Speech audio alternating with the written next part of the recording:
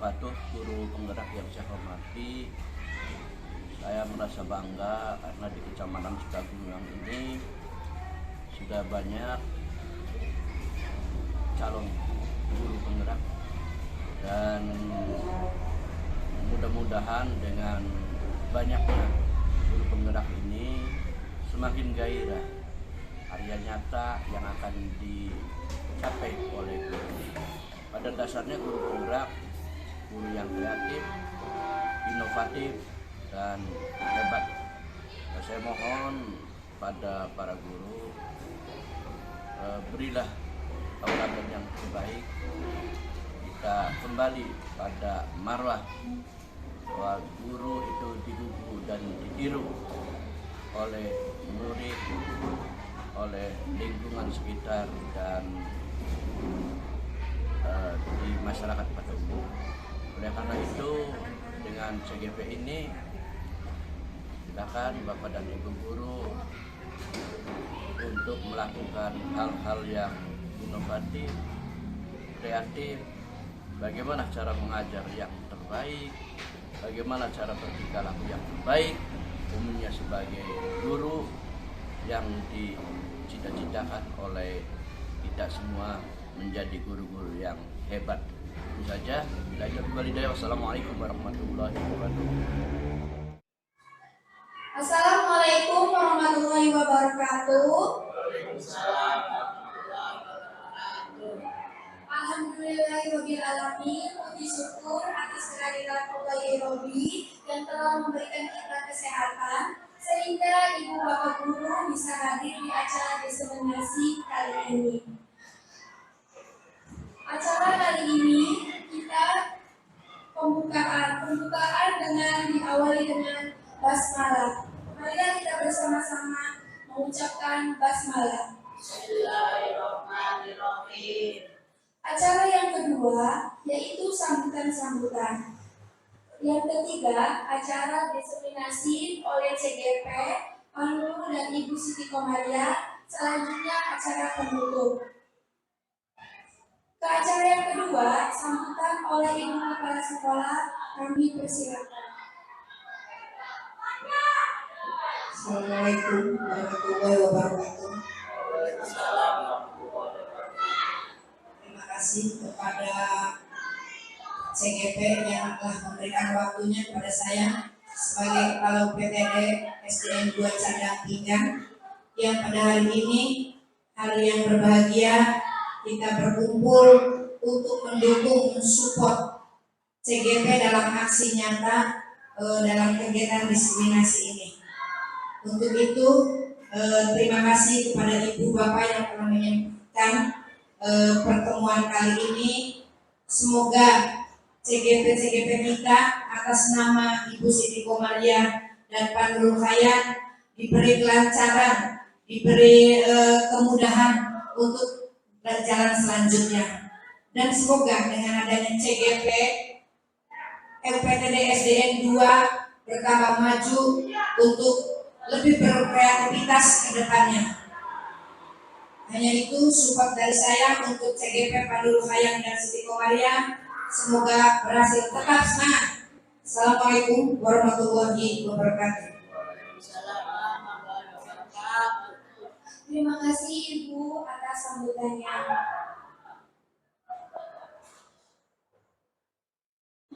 Dengan mengawali acara ini, sebelumnya hadirin dimohon berdiri untuk menyanyikan lagu Indonesia Raya.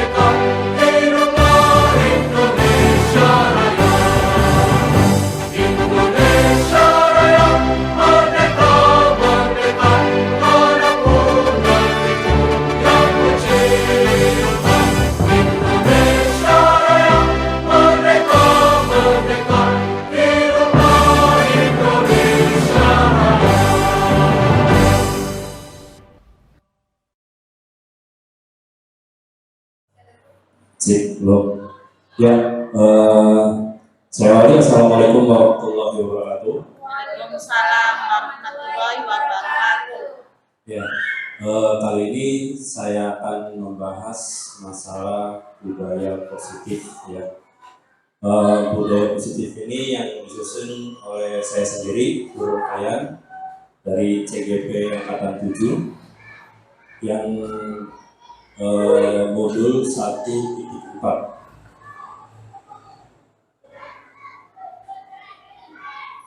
Nah, sebelum ke materi, kita memberi kesepakatan dulu untuk sosialisasi kali ini. Yang pertama, diusahakan mohon Bapak Ibu HP di silent, ya. HP di silent supaya lancar dengan baik. Terus diusahakan tidak menggunakan iPhone dan tidak merekam video. Ya. Jadi sudah saya rekam sendiri untuk tugasnya. Nah, selanjutnya silakan Bapak dan Ibu boleh sambil makan dan minum. Ya. Ini kesepakatan kita. Ya. Deal, Bapak Ibu? Ya. Oke, kita lanjut. Untuk mengingat kata-kata dari Ki Hajar Dewantara, ing rasa sung tulada ing madya mangun karsa tuturi handayani. Nah, artinya di depan materi, di depan memberi contoh, ya. Terus di tengah memberi semangat, dan di belakang memberikan daya kekuatan. Ini sebagai motivasi ya, sebagai motivasi kita sebagai guru. Oke, lanjut. Nah, untuk pembahasannya di sini ada 15 pembahasan. Yang pertama, perubahan paradigma. Yang kedua, disiplin. Yang ketiga, motivasi. Yang keempat, tujuan disiplin positif. Dan yang kelima, membuat keyakinan kelas. Terus, yang keenam, kegiatan pendalaman keyakinan kelas. Yang ketujuh, tampak seperti atau tidak tampak seperti. Dan yang kedelapan, mempelajari tanggung jawab setiap warga kelas. 9, dihukum penghargaan. 10, kebutuhan dasar manusia. 11, posisi kontrol sebagai guru. 12, posisi kontrol sebagai restitusi. 13, menanamkan disiplin kepada siswa akan menjadi restitusi. 14, ciri-ciri restitusi. Dan 15, segitiga restitusi. Oke, apa itu budaya positif? Nih. Budaya positif adalah implementasi nilai-nilai atau keyakinan yang umum diterapkan di sekolah. Nah, ini menurut Bapak Ibu, ya, implementasi nilai-nilai atau keyakinan yang umum diterapkan di sekolah. Contohnya, ada yang tahu contohnya seperti apa, Bapak Ibu? Implementasi nilai-nilai atau keyakinan yang umum diterapkan di sekolah. Seperti apa? Betul, kerjasama. Terus apa lagi? Disiplin. Terus apa lagi? Sopan santun. Oke, apa lagi? Dalam literasinya, dalam literasinya. Oke. Contoh sederhana literasi yaitu berdoa sebelum belajar. Sebenarnya kita itu sudah melakukan, akan tetapi kita sudah tidak tahu apa itu. Jadi berdoa sebelum belajar itu maksudnya di budaya positif. Terus kebersihan kelas, ya. Terus kayak kita setiap hari Jumat ngaji bersama itu literasi. Dan hari Sabtu juga kita olahraga. Ya. Oke. Lanjut, budaya positif sangatlah penting dalam karakter anak. Ya. sekolah sebagai lembaga pendidikan atau institusi pembentukan karakter. Hal ini sangatlah penting dalam pembentukan karakter murid. Jadi, dalam literasi tersebut sangat penting sekali dalam membentuk karakter siswa. Kayak tadi sebelum belajar kita berdoa, ya, terus sebelum belajar kita membersihkan kelas dulu, itu membentuk karakter anak. Ya. Adanya keberhasilan penerapan budaya positif diawali dengan adanya perubahan paradigma tentang teori kontrol. Nah, di sini saya akan membahas teori kontrolnya budaya positif. Sebagai guru berkewajiban mengontrol perilaku murid. Nah, kita ini sebagai guru wajib mengontrol, bukan hanya mengajar dan memberikan nilai. Agar murid berperilaku sesuai yang kita harapkan, menanamkan budaya positif sangatlah penting dilakukan. Pengembangan budaya positif dapat menumbuhkan motivasi instinktif di dalam diri peserta didik untuk menjadi pribadi yang bertanggung jawab dan berbudi pekerti luhur serta akhlak yang mulia. Nah, seperti itu Bapak Ibu.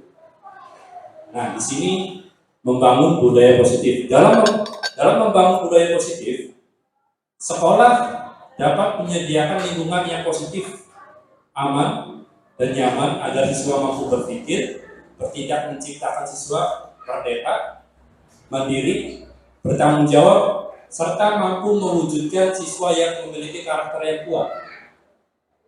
Pada umumnya, kata disiplin sangatlah berkaitan dengan kontrol guru terhadap siswa. Nah, di sini ada perubahan paradigma.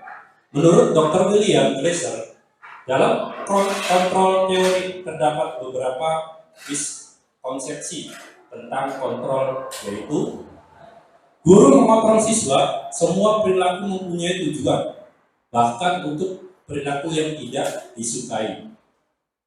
Untuk apa itu? Pada dasarnya, guru tidak dapat memaksa siswa untuk berbuat sesuatu. Jika siswa tersebut memilih untuk tidak melakukannya, walaupun guru tampak sedang mengontrol perilaku siswa, tetapi sebenarnya siswa sedang mengizinkan dirinya untuk dikontrol.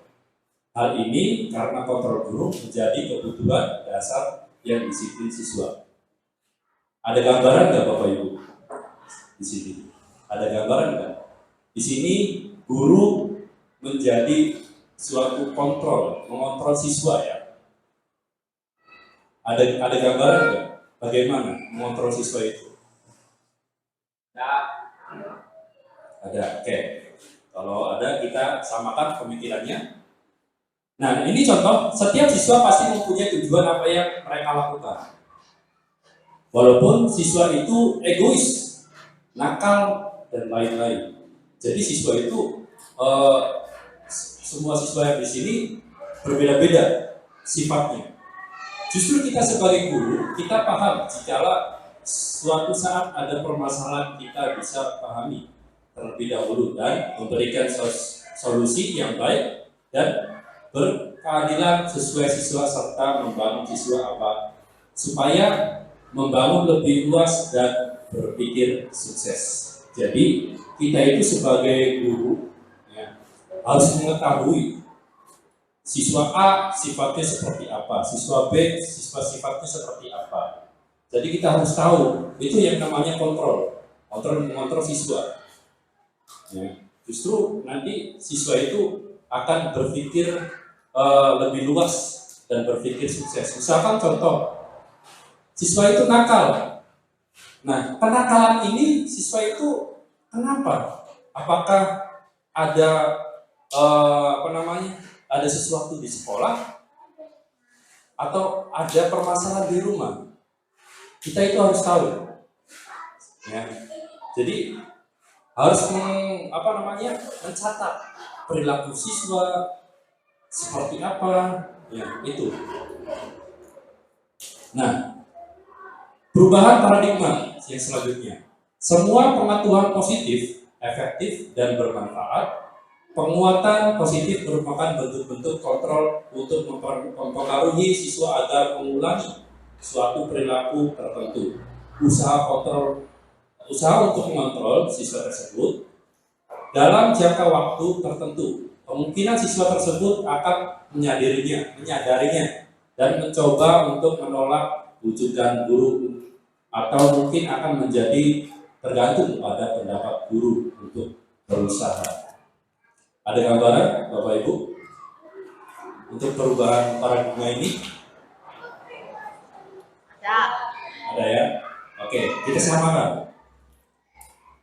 Contoh pada kegiatan literasi, setiap hari Sabtu melakukan olahraga, atau dalam kegiatan membaca Yasin bersama setiap hari Jumat, atau kegiatan-kegiatan luar yang lainnya, ya, di luar kelas atau di dalam kelas. Apakah semua siswa tersebut menikmatinya? Belum tentu kan? Jika siswa itu tidak merasa kenyamanan, justru siswa tersebut mengalihkan kegiatannya. Ya. Kegiatan mungkin dia akan mengobrol, ya, atau bermain, atau bercanda. Jadi dia itu mengalihkan ketidaknyamanan dengan siswa itu melakukan bermain atau mengobrol dengan siswa lain. Pada dasarnya siswa tersebut tidak mau dikontrol, akan tetapi kita sebagai guru membutuhkan bimbingan terhadap siswa tersebut. Dalam hal ini adalah bentuk menuntun bagaimana mereka mengarahkan sesuatu hal yang benar, tidak over control. Dalam artian gini Bu, ketika siswa itu nakal, ya, kita itu harus mengetahui dulu. Jadi ketika siswa itu tidak nyaman, kita panggil, harus panggil, kita bicarakan supaya apa? Supaya tidak over control. Over control ini maksudnya tidak berkelanjutan, supaya tidak terbiasa. Jangan terbiasa sifat-sifat jeleknya. Kita itu harus kasih tahu kepada mereka. Jika tidak diarahkan, maka akan menjadi sebuah kebiasaan yang tidak nyaman. Jadi kebiasaan yang tadi ketika mengaji, siswa itu mengobrol terus dibiarkan, nanti akan menjadi kebiasaan, over control nanti. Nah, makanya kebiasaan-kebiasaan tersebut kita harus mengarahkan siswa itu supaya nyaman kembali. Oke, lanjut. Perubahan paradigma selanjutnya, bahwa kritik dan membuat orang merasa bersalah dapat menguatkan karakter. Menggunakan kritik dan rasa bersalah untuk mengontrol siswa membuat siswa menuju identitas yang gagal, karena secara tidak langsung mengajarkan mereka belajar untuk merasa buruk tentang dirinya sendiri. Ada gambaran paradigma ini? Ada? Oke, kita samakan gambarannya. Jika ini guru mengatakan kepada siswa, bodoh banget kamu salah terus, dengan kata-kata yang tidak bagus ya, kamu gak pernah benar, selalu kamu yang bermasalah. Nah, secara tidak langsung guru akan membentuk karakter siswa merasa bersalah dan gagal. Kita sebagai guru diusahakan menghindari dengan perkataan tersebut untuk mereka akan tetapi dengan cara menganggap semua manusia pernah melakukan kesalahan, dan ajaklah siswa tersebut dengan bimbingan khusus. Nah, maksudnya ketika siswa itu ada masalah, ya, kita itu seharusnya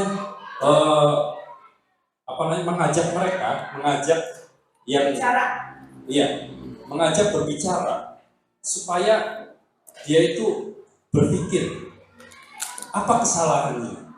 Jadi jangan menjudge langsung dia itu bodoh banget kamu. Ya, usahakan ya Bu ya. Usaha jangan seperti itu. Jadi siswa itu ingin dikontrol oleh guru sebenarnya tadi. Ya. Nah, makanya harus membuat bimbingan khusus terhadap siswa tersebut. Nah, perubahan paradigma selanjutnya bahwa orang dewasa memiliki hak untuk memaksa. Perilaku yang memaksa tidak efektif untuk jangka waktu yang panjang dan bahkan dapat membentuk suatu permusuhan. Ada gambaran? Tak. Ada. Oke, kita samakan. Gambaran yang bisa dilakukan adalah jika siswa tersebut salah, maka mendapatkan hukuman. Misalkan siswa itu salah, akan menjadi dihukum. Biasanya guru memberikan hukuman terhadap siswa bertujuan untuk mereka merasa takut atau jerah dan tidak mengulangi lagi. Nah, akan tetapi pada hal tersebut yang dilakukan oleh guru terhadap siswa menganggapnya hal yang mudah dihadapi dan terus mengulangi kembali. Jadi kesalahan-kesalahan yang siswa dilakukan yaitu menganggapkan ya materga hukuman yang mungkin baik. Jadi dia itu akan terbiasa selalu salah, selalu melakukan kesalahan. Ya. Maka efek memberikan rasa takut kepada siswa hanya bisa dirasakan jangka pendek. Jadi hanya merasa dia itu takutnya hanya sebentar, nanti akan mengulang kembali rasa takut tersebut. Oke, lanjut.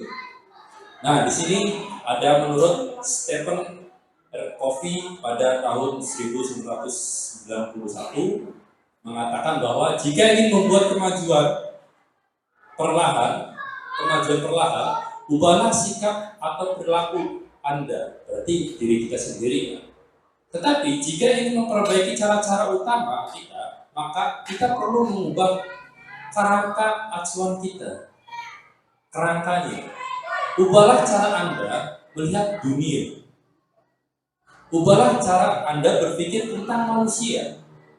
Ubahlah paradigma Anda, skema pemahaman dan penjelasan aspek-aspek tertentu tentang kenyataan.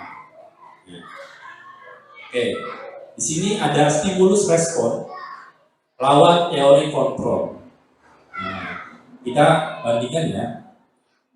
Di stimulus kontrol itu realitas kebutuhan kita sama. Tetapi di teori kontrol berbeda. Realitas kebutuhan kita berbeda-beda. Ya, kebutuhan kita berbeda-beda. Terus selanjutnya di stimulus respon semua orang melihat hal yang sama. Tapi di teori kontrol dunia tentang dunia, setiap orang memiliki gambaran yang berbeda. Contoh kecil, saya akan memberikan suatu kertas dan saya akan berikan kertas tersebut kepada Bapak Ibu. Silakan gambar sesuatu menurut Bapak dan Ibu indah. Otomatis gambar tersebut akan berbeda-beda. Beda-beda hasilnya. Walaupun sama, misalkan gambar gunung.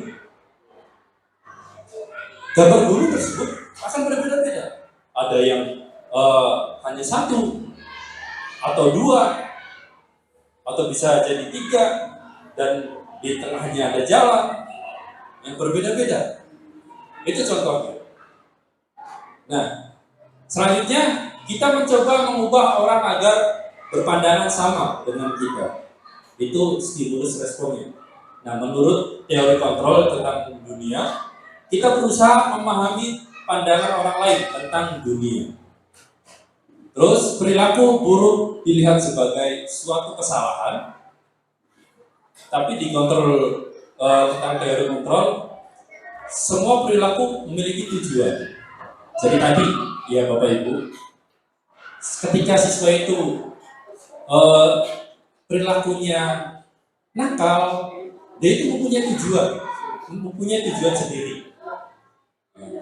Terus orang lain bisa mengontrol saya. Di teori kontrolnya hanya Anda yang bisa mengontrol diri Anda. Ya. Terus selanjutnya saya bisa mengontrol orang lain, tapi di teori kontrol Anda tidak bisa mengontrol orang lain. Terus selanjutnya memaksaan pada saat rujukan gagal. Di teori kontrolnya kolaborasi dan konsensus menciptakan pilihan-pilihan baru. Nah, terus model berpikir menang atau kalah di teori kontrol berpikir menang dan menang. Jadi di teori kontrol tentang dunia ini sebenarnya mengajarkan kita untuk model berpikir menang dan menang. Jadi tidak ada yang kalah. Ya, kita mengajarkan seperti itu. Jadi walaupun dia itu merasa kalah, jangan mengejas dia itu kalah. Contoh dalam olahraga, saya akan melakukan perlombaan lari. Ada yang kalah, tapi diusahakan siswa tersebut jangan merasa kalah. Seperti itu gambarannya. Oke, selanjutnya makna kata disiplin. Bapak Ki Hajar Dewantara menyatakan bahwa untuk menciptakan siswa yang merdeka, maka syarat utama harus mempunyai disiplin yang kuat, yaitu disiplin diri yang berasal dari motivasi internal. Nah, internal ini dari dalam diri ya, dalam diri sendiri. Jika tidak mempunyai motivasi internal, maka diperlukan motivasi eksternal, motivasi dari orang lain untuk mendisiplinkan dirinya. Dian Goosen menyatakan bahwa kata disiplin berasal dari bahasa Latin, disiplina, yang berarti belajar. Kata disiplina juga berasal dari akar kata yang sama, yaitu disciple atau murid. Diana juga menyatakan bahwa disiplin juga berkonotasi dengan disiplin dari siswa. Disiplin diri dapat membuat seseorang menggali semua potensi dirinya untuk mencapai suatu tujuan, sesuatu yang dihargai dan bermakna. Nah, dari kutipan tersebut, maka disiplin merupakan rasa ketaatan kepada suatu keyakinan atau kemandirian yang kuat dan berkebutuhan terhadap nilai-nilai dipercaya dan menjadi sebuah tanggung jawab. Kutipan dari Bapak Ki Hajar Dewantara dan Dian Goosen, disiplin merupakan kemandirian yang tumbuh dari dalam diri sendiri yang terdorong oleh motivasi internal maupun eksternal untuk menghasilkan potensi yang ada pada diri sendiri untuk mencapai tujuan yang berharga dalam dan bermakna positif. Nah, di sini ada 3 ya. Perilaku motivasi perilaku manusia. Menurut Dian Goosen dalam bukunya Restructuring School Discipline menyatakan ada 3 motivasi perilaku, yaitu yang pertama untuk menghindari ketidaknyamanan atau hukuman. Yang kedua, untuk mendapatkan imbalan atau penghargaan dari orang lain. Yang ketiga, untuk menjadi orang yang mereka inginkan dan menghargai dirinya sendiri dengan nilai-nilai yang mereka percaya. Nah, di sini ada gambaran ya. Dari kutipan Dian Goosen dalam bukunya, ya, ialah sebagaimana motivasi tersebut akan melakukan sesuatu nilai-nilai yang mereka yakini dan hargai, akan menjadi orang mempunyai disiplin positif karena motivasinya bersifat internal. Jadi motivasi ini sangat penting sekali Bapak Ibu. Jadi motivasi ketika siswa itu mempunyai motivasi yang kuat, berarti pertahankan. Ketika siswa itu tidak mempunyai motivasi, kita berikan motivasi dia. Nah, Lanjut, hal yang tidak boleh dilakukan terhadap siswa yaitu mendapatkan imbalan atau penghargaan dari orang lain. Jadi ketika siswa itu berhasil dalam belajar atau berhasil dalam kegiatan yang luar biasa, misalkan dalam lari, mendapatkan penghargaan, misalkan kita lari juara 1, juara 2, juara 3, juara 1 mendapatkan ini, juara 2 mendapatkan ini. Jadi sebenarnya penghargaan yang kayak gini tidak boleh dilakukan terhadap siswa. Ya, mendapatkan pujian atau hadiah karena siswa akan cenderung berfokus kepada imbalan atau penghargaan yang bukan dalam prestasinya atau sifatnya. Jadi mereka yang berusaha untuk menjadi juara 1 akan tetapi pada motivasi dirinya itu akan mendapatkan sesuatu, ya, akan mendapatkan sesuatu, tapi bukan dari sifatnya. Diusahakan ketika siswa itu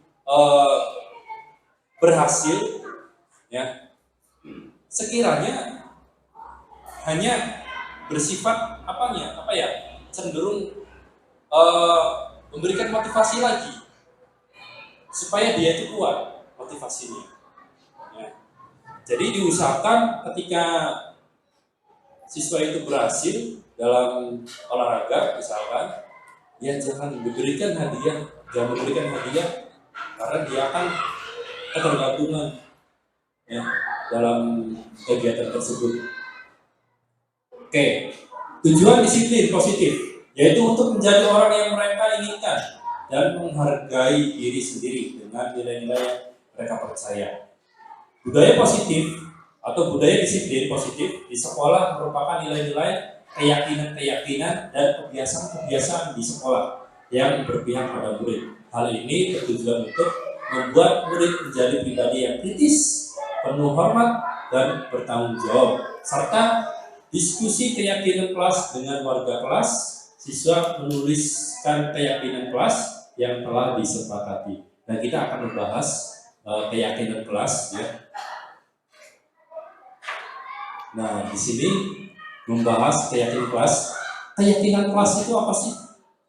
Keyakinan kelas adalah sesuatu yang diyakini bersama, ya, yang berasal dari penyatuan pemikiran untuk menjadi nilai-nilai kebaikan untuk diturunkan di kelas-kelas. Jadi keyakinan kelas ini maksudnya bisa jadi membuat aturan sendiri. Tapi aturan ini bukan guru yang buat, bersama dengan siswa. Ya. Jadi akan menjadi nilai-nilai kebaikan untuk diturunkan di kelas-kelas. Ya. Nah, ini pembuatan keyakinan kelas ada 3. Ya. Pertama, guru meminta murid di kelas untuk menuliskan apa saja aturan yang perlu disepakati bersama. Jadi guru, ya, meminta semua murid di kelas untuk menuliskan apa saja yang dia inginkan, ya kan? Apa saja untuk disepakati bersama. Terus yang kedua, semua usulan dari murid ditulis pada papan tulis. Ditulis ketika sudah menulis di kertas, ditulislah oleh guru di papan tulis. Nah, yang ketiga, kalimat-kalimat yang sudah disepakati menjadi keyakinan kelas diubah menjadi kalimat positif. Nah, di sini catatan. Keyakinan kelas bersifat abstrak. Jadi catatan yang tadi sudah ditulis menjadi bersifat abstrak daripada peraturan yang lebih rinci dan nyata. Keyakinan kelas berupa pernyataan-pernyataan universal, pernyataan keyakinan kelas atau selalu dibuat dalam bentuk positif. Keyakinan kelas harus dibuat tidak terlalu banyak, sehingga mudah diingat dan dipahami oleh semua anggota kelas.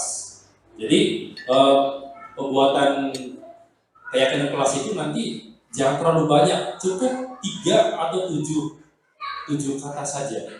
Nah, keyakinan kelas hendaknya sesuatu yang dapat diterapkan di lingkungan. Ya, itu semua anggota kelas hendaknya ikut berkontribusi dalam pembuatan keyakinan kelas melalui kegiatan curah pendapat. Semua anggota kelas bersedia meninjau kembali keyakinan kelas dari waktu ke waktu. Ya, itu catatannya. Nah, ini prosedur pembentukan keyakinan kelas. Yang pertama, mempersilahkan murid-murid di kelas untuk bercurah pendapat tentang peraturan yang perlu disepakati di kelas.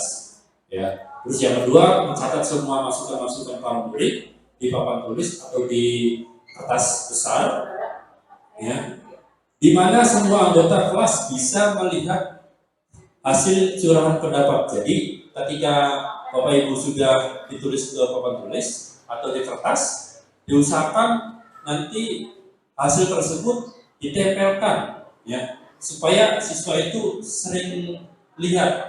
Contoh misalkan di samping pintu, ya, bisa itu. Iya, dalam kesepakatan itu. Jadi ditulis, nanti ditempel di dekat pintu bagusnya, karena siswa itu sering lewat di depan pintu. Susunlah keyakinan kelas sesuai prosedur pembentukan keyakinan kelas. Gantilah kalimat-kalimat dalam bentuk negatif menjadi positif. Contoh kalimat yang negatif: jangan berlari di dalam kelas atau koridor. Nah, kalimat positifnya: berjalanlah di kelas atau koridor. Nah, misalkan contoh lagi, jangan buang sampah sembarangan. Terus bisa diganti, buanglah sampah pada tempatnya. Ya. Terus yang keempat, tinjau kembali daftar curah pendapat yang sudah dicatat. Anda mungkin akan mendapati bahwa pernyataan yang tertulis di sana masih banyak yang berupa peraturan-peraturan. Selanjutnya, ajak murid-murid untuk menemukan nilai kebajikan atau keyakinan yang menjadi inti dari peraturan tersebut. Contoh tadi, ya, berjalan di kelas, terus dengarkan guru, atau datanglah tepat waktu, bisa disarankan menjadi satu keyakinan, yaitu apa nih? Keyakinan untuk saling menghormati atau nilai kebajikan hormat. Ya, jadi bisa diganti menjadi saling menghormati. Nah, keyakinan inilah yang akan jadikan daftar untuk disepakati. Kegiatan ini juga merupakan peralihan dari bentuk peraturan ke keyakinan kelas. Yang kelima, tinjau ulang keyakinan kelas secara bersama. Seharusnya setelah beberapa peraturan telah disatukan menjadi beberapa keyakinan, maka jumlah butir pernyataan keyakinan akan berkurang. Sebaiknya keyakinan kelas tidak terlalu banyak, bisa bersekitar tadi ya 3 atau 7 prinsip keyakinan kelas. Bila mana terlalu banyak, maka warga kelas akan sulit mengingatnya. Apalagi kita anak-anak SD ya, jadi sulit untuk mengingatnya. Ya, untuk kelas 1 bisa dibuat 3 saja, atau kelas 2. Ya. Untuk kelas 2, 3 bisa 4 atau 5. Apalagi siswa kelas tinggi ya bisa sampai 7, ya kemungkinan besar masih bisa mengingat. Terus yang keenam, setelah keyakinan kelas selesai dibuat, maka semua warga kelas dipersilakan meninjau ulang dan menyetujuinya dengan mendatangani keyakinan kelas tersebut, termasuk guru dan semua murid. Jadi setelah Bapak Ibu sudah buat keyakinan kelas, diusahakan murid dan guru untuk mendatangkan kesepakatan tersebut.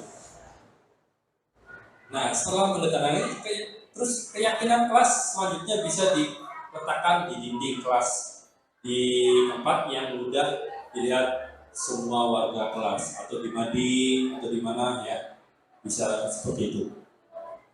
Nah, contoh keyakinan kelas nih, ada kelas 1 dan kelas 5, keyakinan kelas 7. Jadi keyakinan ini berbeda-beda Bapak Ibu. Jadi bukan dalam satu keyakinan ini satu sekolah yang diyakini, bukan. Jadi keyakinan itu ada dua, keyakinan sekolah dengan keyakinan kelas. Jadi keyakinan kelas ini contohnya seperti ini. Jadi contoh kelas 1, setiap anggota kelas perlu belajar. Terus setiap anggota kelas perlu senang. Ya. Terus setiap anggota kelas perlu melakukan tugas. Dan seperti itu. Dan misalkan di kelas 2 berbeda lagi keyakinan kelasnya. Pasti berbeda. Dan kelas 5 juga berbeda ya. Kelas 5 selalu bersikap positif. Terus senantiasa menjadi diri terbaik. Terus percaya dan menghormati orang lain serta barang miliknya. Ya, di sini. Ini berbeda-beda ya Bapak Ibu. Contoh keyakinan kelasnya. Nah, agar semua warga kelas dapat memahami setiap pernyataan yang telah tercantum dalam keyakinan kelas, maka selama seminggu di awal tahun ajaran baru dapat didiskusikan untuk pendalaman setiap keyakinan dengan berbagai kegiatan. Jadi kita itu ketika sudah buat keyakinan kelas, kita coba dalam 1 minggu atau 1 bulan, syukur-syukur ketika keyakinan kelas itu sudah berjalan bagus, berarti kita kuatkan. Tapi ketika dalam perjalanan keyakinan kelas itu masih banyak siswa yang melanggar, kita itu harus kita rubah keyakinan kelas tersebut. Ya. Makanya kita harus coba dalam 1 minggu atau 2 minggu, 1 bulan dan selanjutnya. Nah, kegiatan tampak seperti tidak tampak. Ya. Anggota ini contoh buatnya ya kayak tadi. Anggota kelas dibagi menjadi beberapa kelompok dan setiap kelompok diberikan kertas. Salah satu anggota kelompok membuat huruf T yang besar, kapital besar ya. Kelompok bisa mendapatkan keyakinan kelas yang sama bila ada 10 kelompok. Jadi ada 10 kelompok misalkan, terlalu banyak ya. Jadi bisa keyakinan ini bisa sama dalam satu kelompok ini. Selanjutnya setiap kelompok diminta untuk bercurah pendapat tentang keyakinan tersebut. Tampak seperti apa? Tampak tidak seperti apa? Kemudian hasil curah pendapat setiap kelompok dipersilakan pada kelompok besar dan kertasnya distempel di sekeliling dinding kelas untuk dapat dilihat setiap warga kelas agar menguatkan pemahaman.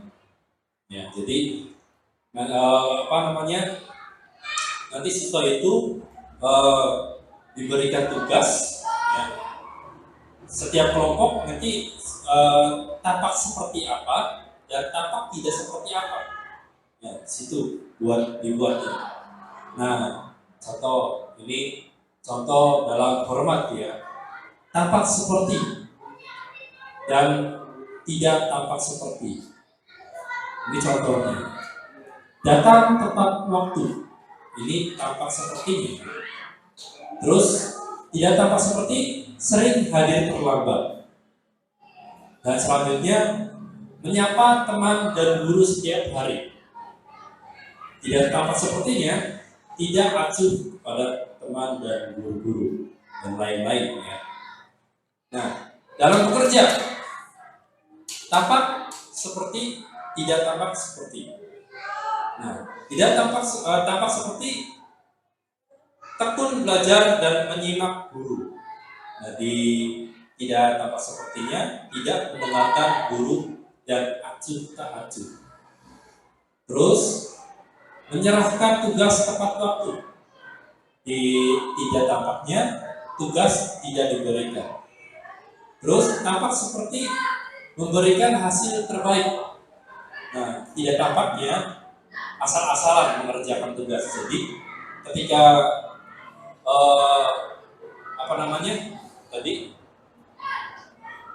membutuhkan keyakinan kelas, ya, kegiatan tampak seperti tadi ada 3. Yang pertama tadi ya, hormat, terus bekerja, dan rasa diterima dan dimiliki. Nah, seperti tampaknya melibatkan semua anggota kelompok. Nah, tidak seperti tampaknya mengucilkan salah satu teman kita. Terus tampak seperti memberikan kata-kata atau komitmen membesarkan hati bila teman kita berhasil. Tidak tampaknya marah atau iri kepada atas keberhasilan teman kita. Terus menjenguk atau menanyakan kabar teman yang kurang sehat atau sedang mendapatkan musibah. Nah, tidak tampaknya tidak acuh terhadap teman yang sedang kurang sehat atau mendapatkan musibah. Ini contohnya ya, Ibu. Nah, contoh lagi, contoh tampak seperti tidak tampak. Misalkan kembalikan barang ke tempatnya, akan menjadi bertanggung jawab. Jangan dilarang mengganggu orang lain. Bisa tidak seperti tampaknya, saling menghormati. Hadir di sekolah 15 menit sebelum pembelajaran dimulai. Bisa diganti tidak tampaknya menghormati orang lain atau komitmen dan lain-lain. Bisa dilihat. Nah, ini contoh tugasnya. Ada 3, yaitu terdengar, berperilaku, dan terlihat. Ada 3 ya.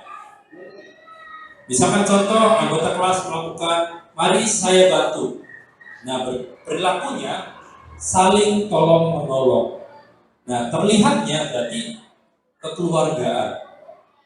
Nah, ada lagi permisi, saya mau lewat.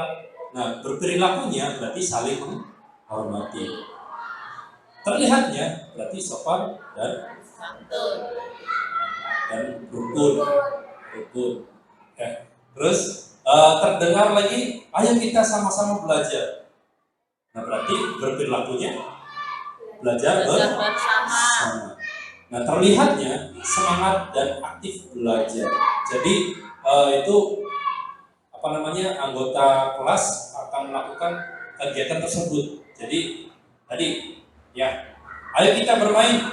Berarti tidak membeda-bedakan teman. Nah, terus terlihatnya bermain bersama-sama. Oke. Nah, kegiatan tugas saya kamu. Kegiatan tugas saya kamu.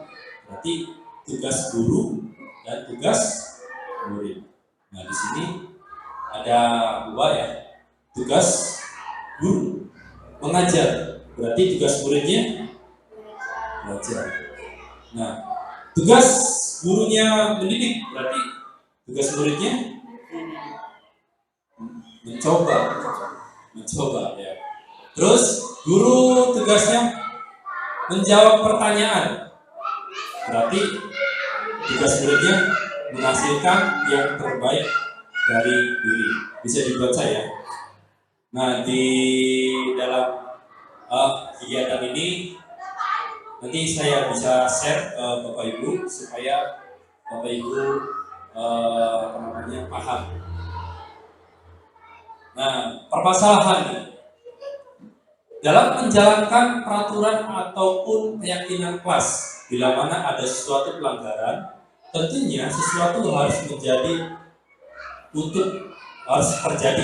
Untuk itu kita perlu meninjau ulang penerapan, ya, penegakan peraturan atau keyakinan kelas kita selama ini. Penerapan terhadap suatu pelanggaran bisa dalam bentuk hukuman atau sanksi atau berupa restitusi. Ya.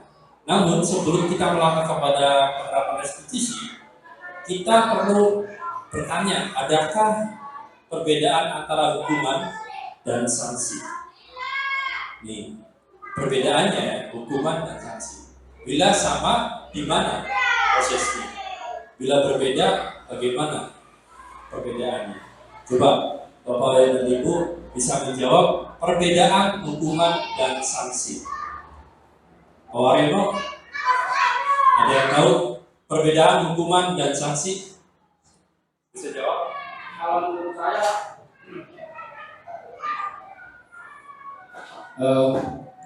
mungkin singkat saja. Kalau menurut saya, kalau hukuman itu adalah si guru itu menghukum siswa karena melakukan suatu pelanggaran. Kalau sanksi lebih ke pendidikan atau penguatan siswa, itu seperti itu. Jadi kalau hukuman itu anak disuruh push up, disuruh lari-lari, itu daripada hukuman. Kalau sanksi mungkin dia lebih ke mendidik, ya, lebih ke kreativitas siswanya, atau bisa menghasilkan apa. Itu seperti itu aja. Kalau salah, mohon dikoreksi. Terima kasih Bapak untuk penjelasannya. Kita lihat ya penjelasannya. Perlu ditambahkan bahwa untuk sanksi untuk lingkungan pendidikan sesuai dan menjadi konsekuensi. Ya, jadi perlu ditambahkan bahwa untuk sanksi lingkungan pendidikan sesuaikan menjadi konsekuensi. Ya, tadi Pak Wan sudah mengatakan seperti itu. Pemahaman konsekuensi adalah bahwa dalam setiap tindakan atau perbuatan pasti akan berkonsekuensi baik atau kurang baik. Ya. Di bawah ini akan ditunjukkan bagian perbedaan hukuman dan konsekuensi. Ya. Tadi dijelaskan, nih hukuman dan konsekuensi. Di sini ada negatif, netral, terus positif. Nah, dalam negatifnya, awas kalau dilakukan lagi ya, nanti awas kan. Ini dalam negatifnya. Nah, dalam netralnya, lakukan apa yang saya katakan. Terus dalam positifnya, apakah hal ini yang sesungguhnya ingin kamu katakan? Dan bisa dibaca ya Bapak Ibu, banyak sekali. Misalkan negatif pada mode paksaan, berarti stimulus. Di netralnya stimulus respon. Di posisi kontrolnya teori kontrol. Itu seperti itu yang bisa dibaca ya.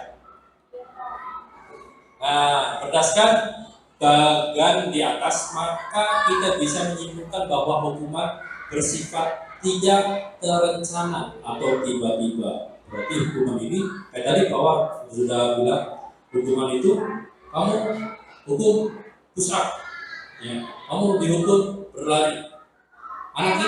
Anak atau murid tidak tahu apa yang akan terjadi ketika dia dihukum dan tidak dilibatkan.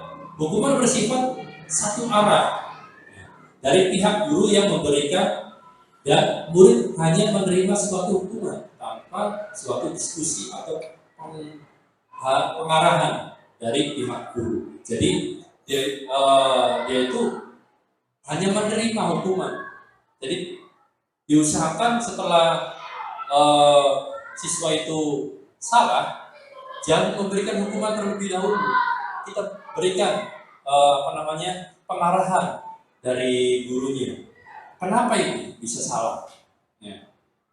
Hukuman akan diberikan bisa berupa fisik maupun verbal, dan murid disakiti oleh suatu perbuatan atau kata-kata kayak tadi ya, Bapak Ibu.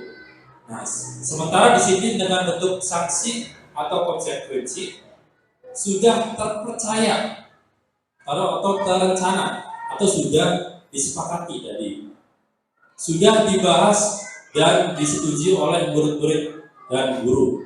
Biasanya membentuk sanksi atau konsekuensi dibentuk oleh pihak guru sekolah, dan murid sudah mengetahui sanksi atau konsekuensi yang akan diberikan atau yang akan diterima.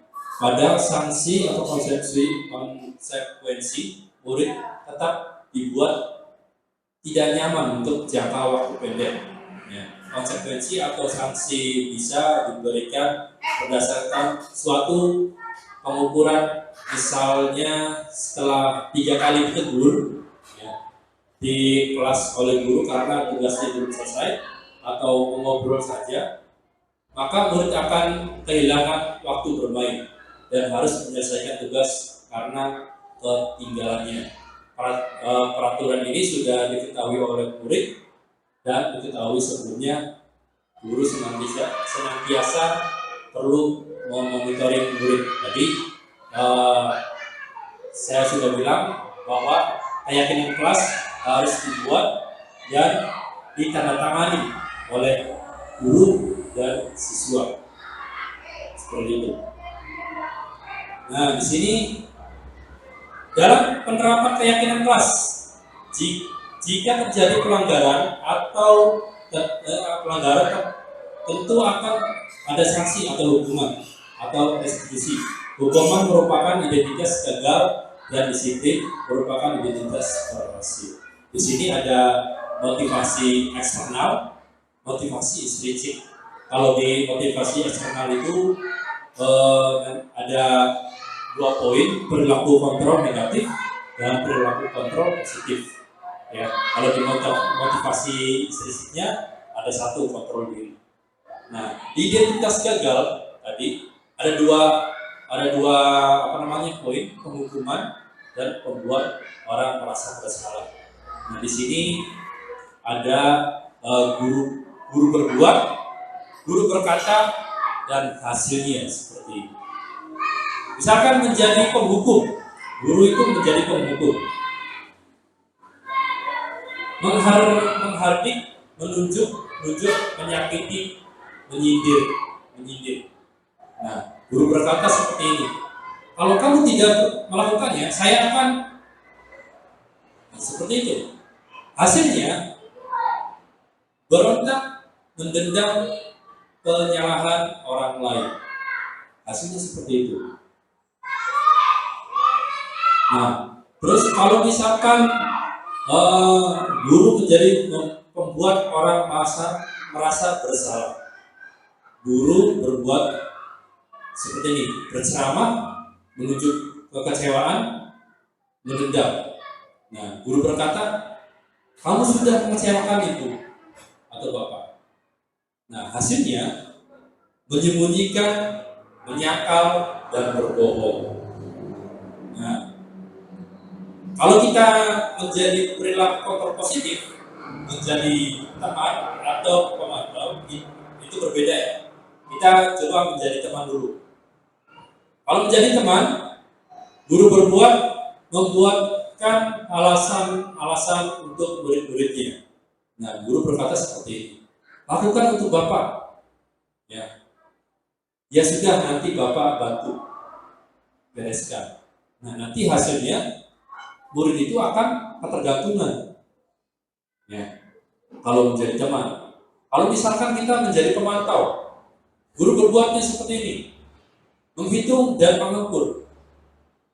Guru berkata, apa peraturannya? Apa konsekuensinya? Apa yang telah kamu lakukan? Apa yang terjadi sekarang? Nah, murid itu akan hasilnya menjadi menyesuaikan bila diawasi. Di teori kontrol diri, menjadi manajer, mengajukan pertanyaan-pertanyaan. Nah, guru berkata seperti ini, apa yang kita yakini? Apa yang kamu meyakini hal-hal tersebut? Kalau kamu meyakininya, mampukah kamu memperbaikinya? Kalau kami memperbaiki, jadi kira-kira hal tersebut akan menggambarkan apa tentang diri kami. Jadi itu sebagai manajer, ya. Nah, hasilnya akan menguatkan watak atau karakter anak. Seperti itu. Nah, pengaruh jangka pendek dan jangka panjang. Nih ada 3 ya, kalau nggak salah. Ada 3. Penghargaan berperilaku untuk mendapatkan seorang melakukan sesuatu dalam jangka waktu pendek. Terus yang ketiga, jika kita menggunakan penghargaan lagi dan lagi, maka angka tersebut akan tergantung pada penghargaan yang diberikan serta kehilangan motivasi diri dalam.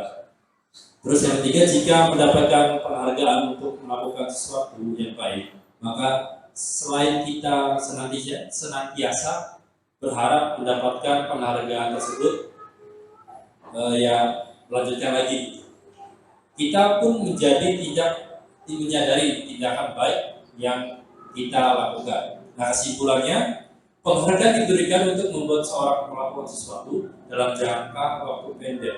Jadi tadi ya sudah saya jelaskan penghargaan itu seperti apa. Jika terlalu sering menggunakan penghargaan, maka orang tersebut akan bergantung pada penghargaan dan akan kehilangan motivasi internalnya. Lama-kelamaan orang tersebut menjadi tidak menyadari tindakan baik yang dilakukan. Jadi seperti itu. Ya. Nah, penghargaan tidak efektif. Yang pertama, suatu penghargaan adalah suatu benda atau peristiwa yang diinginkan, yang dibuat dengan persyaratan hasil hanya jika Anda melakukan hal ini, Anda akan mendapatkan penghargaan yang diinginkan. Nah, jika saya mengharapkan sesuatu penghargaan dan tidak mendapatkannya, maka saya akan kecewa dan berkecil hati. Jadi siswa itu ketika mendapatkan penghargaan si A dan si B itu akan iri, ya, akan berkecil hati serta kemungkinan lain kali saya tidak akan berusaha sekeras sebelumnya. Dia itu nanti berpikirnya tidak akan berusaha kembali. Jika kita memberikan seseorang suatu penghargaan untuk melakukan sesuatu, maka kita harus menerus memberikan penghargaan itu jika kita ingin orang tersebut meneruskan perilaku yang kita inginkan. Jadi makanya kalau misalkan kita terus-menerus memberikan penghargaan kepada siswa, dia itu akan ketergantungan terhadap penghargaan tersebut. Orang yang berusaha berhenti merokok atau orang yang berusaha diet menguruskan badan bila diberikan penghargaan tidak akan berhasil. Makanya seperti saya, itu saja. Jadi ingin berhenti itu susah, tapi kalau misalkan kita selalu ada orang lain yang memberikan motivasi, memberikan dorongan kepada orang lain, dan akan timbul motivasi diri sendiri, maka akan berhasil. Jika ada penghargaan, maka dia akan tidak berhasil. Itu perbedaannya. Nah, kesimpulannya, penghargaan merupakan suatu benda atau peristiwa yang diinginkan, yang dibuat dengan suatu syarat tertentu. Penghargaan diperoleh jika melakukan hal yang disyaratkan. Jika tidak mendapatkan penghargaan yang diharapkan, maka akan timbul rasa kecewa dan berkecil hati. Dan kemudian di lain waktu tidak akan berusaha keras sebelumnya. Kita juga harus terus-menerus memberikan penghargaan jika ingin seseorang melakukan sesuatu. Orang yang berusaha berhenti merokok bila diberikan penghargaan tidak akan berhasil. Ya tadi ya. Nah, penghargaan merusakkan hubungan. Nih, penghargaan merusak hubungan. Ketika seorang diberikan penghargaan atau dipuji di depan orang banyak, maka yang lain akan merasa iri, dan sebagian dari mereka akan tidak menyukai orang-orang yang diberikan penghargaan tersebut. Nah, yang kedua, jika seseorang guru sering memberikan penghargaan kepada murid-muridnya, besar kemungkinan murid-muridnya termotivasi hanya untuk menyenangkan gurunya. Ya, mereka tidak akan bersikap jujur kepada guru tersebut. Terus, penghargaan menciptakan persaingan di dalam kelas, dan persaingan menciptakan kecemasan. Nah tadi ya, penghargaan menciptakan persaingan di dalam kelas, dan persaingan menciptakan kekerasan. Mereka yang percaya bahwa mereka tidak memiliki kesempatan untuk mendapatkan penghargaan akan berhenti mencoba. Ya. Nah, kesimpulannya, ketika seseorang diberikan penghargaan, maka akan timbul rasa iri dari orang yang tidak menyukainya. Jika guru sering memberikan penghargaan kepada siswa, maka kemungkinan siswa itu termotivasi hanya untuk menyenangkan gurunya saja. Persaingan juga menimbulkan persaingan di dalam kelas dan berujung pada kekecewaan, kecemasan. Bagi yang percaya bahwa mereka tidak akan mendapat kesempatan untuk mendapat penghargaan, maka akan berhenti mencoba. Nah, di sini ada penghargaan menghukum. Contohnya, di sini penghargaan penghukum, mereka akan tidak mendapatkan penghargaan. Misalnya dalam sistem ranking, ya, mereka akan mendapatkan ranking kedua, akan merasa dihukum. Ya. Terus penghargaan dan hukuman adalah hal yang sama karena keduanya mencoba mengandalkan perilaku seseorang. Terus yang ketiga, karena orang yang pada dasarnya tidak suka dikendalikan dalam jangka waktu lama, penghargaan akan terlihat sebagai hukuman. Terus jika sesuatu penghargaan diharapkan, namun Anda tidak mendapatkannya, Anda tidak merasa dihukum. Nah, kesimpulannya di sini, penghargaan menghukum mereka yang tidak dapat penghargaan. Penghargaan dan menghukum adalah hal yang sama karena keduanya berusaha mengendalikan perilaku seseorang. Pada dasarnya, setiap orang tidak suka dikendalikan dalam jangka waktu yang lama. Penghargaan akan terlihat sebagai hukuman jika penghargaan sangat diharapkan, tapi kita tidak mendapatkannya, maka akan merasa dihukum.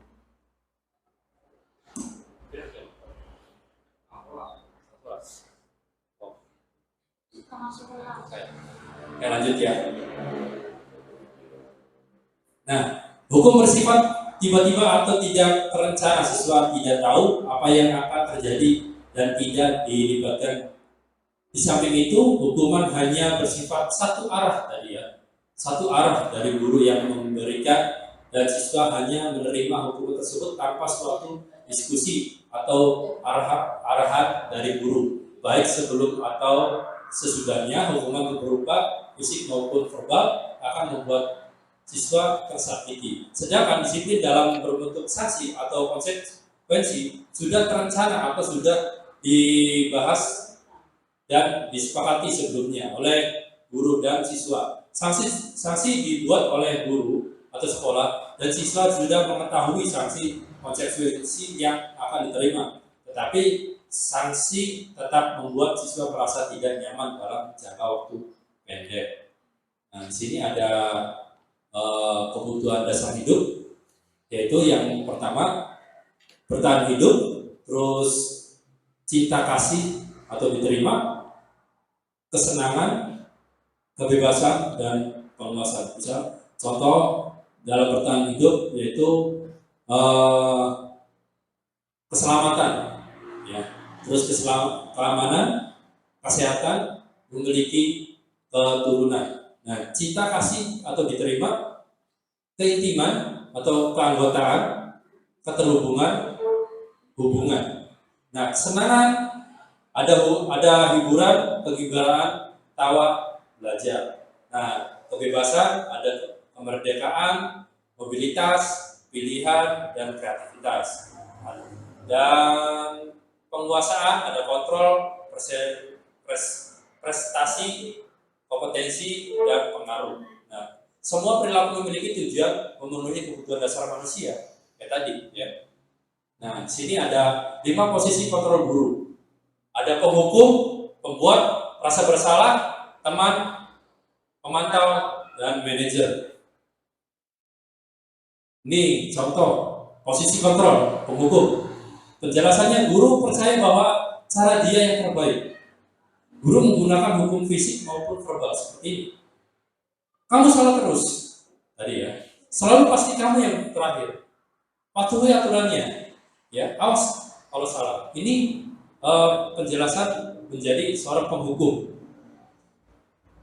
Nah, kalau menjadi posisi kontrol, pembuat rasa bersalah, penjelasannya seperti ini. Guru menggunakan intonasi yang lebih rendah, lemah, lembut, atau mungkin keheningan untuk membuat situasi yang tidak nyaman. Guru menggunakan kalimat agar wujud merasa bersalah seperti ini, ya. Bapak sangat kecewa kepada kamu. Ini intonasi. Kalau misalkan intonasi, Bapak sangat kecewa kepada kamu. Jadi beda tekanannya, ya Bapak Ibu. Berapa kali ya Bapak harus memberitahu kamu. Misalkan dalam intonasi rendahnya, berapa kali ya Bapak harus memberitahu kamu.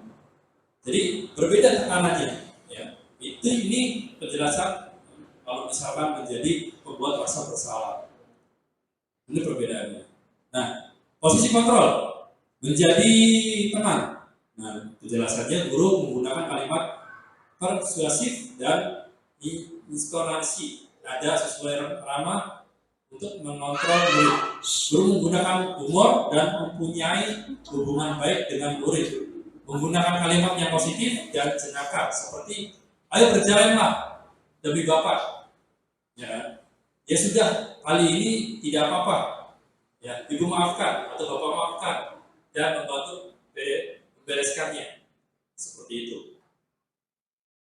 Nah, kalau menjadi pemantau, guru selalu mengawasi murid dan bertindak sesuai pada peraturan sekolah dan konsekuensi.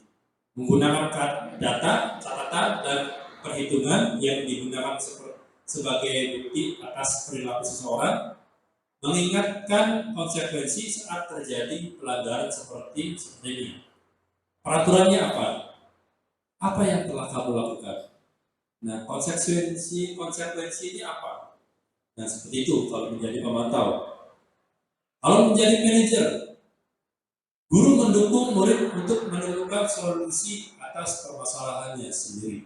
Guru mempersilahkan murid mempertanggungjawabkan perilakunya. Guru mendukung murid untuk merdeka, mandiri, dan bertanggung jawab. Menggunakan restitusi untuk mengajak murid menganalisis keadaan untuk memperbaiki kesalahan dengan kalimat seperti ini. Apa yang kita yakini? Kalau misalkan guru-gurunya mengatakan seperti itu kepada murid, ya. Terus apa rencana kamu untuk memperbaiki ini? Jadi seperti itu. Ya, kalau misalnya menjadi manajer. Tujuan dari 5 posisi kontrol guru terhadap siswa adalah mencapai posisi manajer, di mana pada posisi ini siswa dapat menjadi pribadi yang mandiri, merdeka, dan bertanggung jawab atas segala perilaku dan sikapnya, yang pada akhirnya dapat menciptakan lingkungan yang positif, aman, dan nyaman. Dan seperti itu. Nah, sini tadi sudah dibahas, ya, penghukum, pembuat masalah, teman, pemantau, manajer. Ya. Tadi ini contoh yang kedua.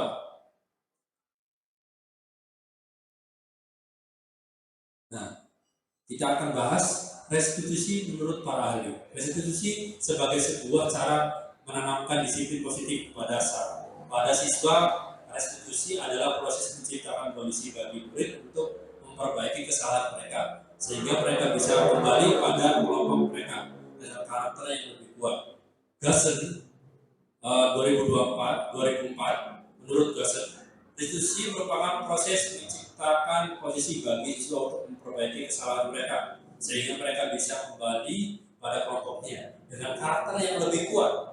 Restitusi dapat membantu siswa menjadi lebih punya tujuan, disiplin, positif, dan memuliakan dirinya ketika berbuat kesalahan. Restitusi menggantungkan korban dan si pembuat salah. Win-win solution seperti itu. Nah, ciri-ciri restitusinya membedakan dengan program disiplin lainnya. Yang pertama, restitusi bukan untuk menebus kesalahan, namun untuk belajar dari kesalahan. Nah, restitusi memperbaiki hubungan. Yang ketiga, tawaran. Yang keempat, bukan paksaan. Yang kelima, menentukan untuk melihat ke dalam dirinya. Keenam, mencari kebutuhan dasar yang mendasari tindakan. Yang ketujuh, restitusi diri adalah orang yang paling baik. Ya, 8, restitusi fokus pada karakter bukan tindakan. Terus yang 9, menguatkan. 10, fokus pada solusi. 11, mengembalikan murid yang berbuat salah pada kelompoknya. Nah, di sini segitiga restitusinya. Ya. Yang pertama ada menstabilkan identitas. Seperti setiap orang pasti pernah melakukan kesalahan. Itu contohnya. Kamu bukan satu-satunya yang pernah melakukan ini. Jadi itu stabilkan identitasnya. Ya. Kalau misalkan validasi tindakan yang salah, kamu tentu punya alasan mengapa melakukan seperti itu. Adakah cara yang lebih efektif untuk mendapatkan apa yang kamu butuhkan? Nah, untuk selanjutnya menanyakan keyakinan.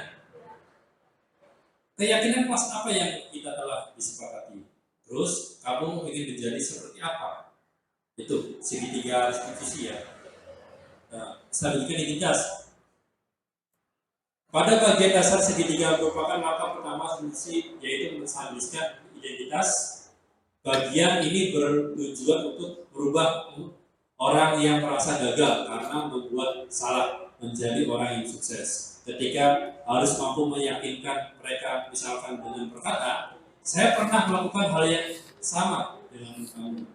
Ketika seorang dalam kondisi emosional, maka otak tidak mampu berpikir rasional. Kondisi ini sangat tepat kita digunakan untuk menstabiliskan identitas ketika membantu menenangkan mereka dan mencari solusi yang untuk permasalahannya. Nah, memvalidasi tindakan yang salah. Langkah kedua adalah memvalidasi tindakan yang salah. Pada langkah kedua kita terlebih dahulu memahami kebutuhan dasar yang mendasarkan tindakan murid kita. Menurut teori kontrol, semua tindakan pasti memiliki tujuan, entah baik atau buruk. Ketika kita menolak murid untuk berbuat salah, maka mereka akan tetap dalam masalah. Yang lebih diperlukan adalah kita memahami alasan mereka berbuat kesalahan sehingga mereka merasa dipahami. Nah, menanyakan keyakinan kelas. Menanyakan keyakinan kelas adalah langkah selanjutnya. Ketika langkah pertama dan kedua sukses dilakukan, maka anak lebih siap dikaitkan dengan nilai-nilai kebajikan yang dipercaya dan berpindah menjadi orang yang dia inginkan. Kehidupan merasa depan mereka inginkan sangat penting ditanyakan. Ketika gambaran masa depan sudah ditemukan, maka guru dapat membantu mengarahkan mereka tetap fokus pada gambaran itu. Segitiga restitusi dapat menumbuhkan motivasi karena murid itu disiplin positif dan berbiasa mencari solusi dengan permasalahannya. Nah, kita coba lihat video ya.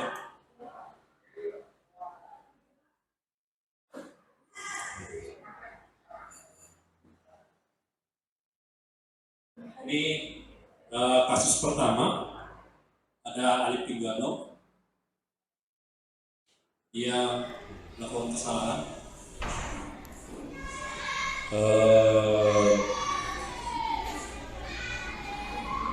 Emang nggak punya baju pramuka? Lah apa? Orang dua. Anu 21. 21. Tinggu lagi kapan? Wingi. Emang lagi wingi pramuka? Ya ulur kelingan. Warga lingan. Nah, sekian kan seharusnya nganggo klambi pramuka ya kan. Walaupun hari Jumat juga aturan sekolah kan hari Jumat itu memakai baju Pramuka. kalau Sabtu Olahraga. kamu pakai baju muslim itu keinginan sendiri apa aturan dari sekolah? Dari orang tua. Hah? Dari orang tua. Bang kita ya Pak. Jare wong tuane kon klambi muslim.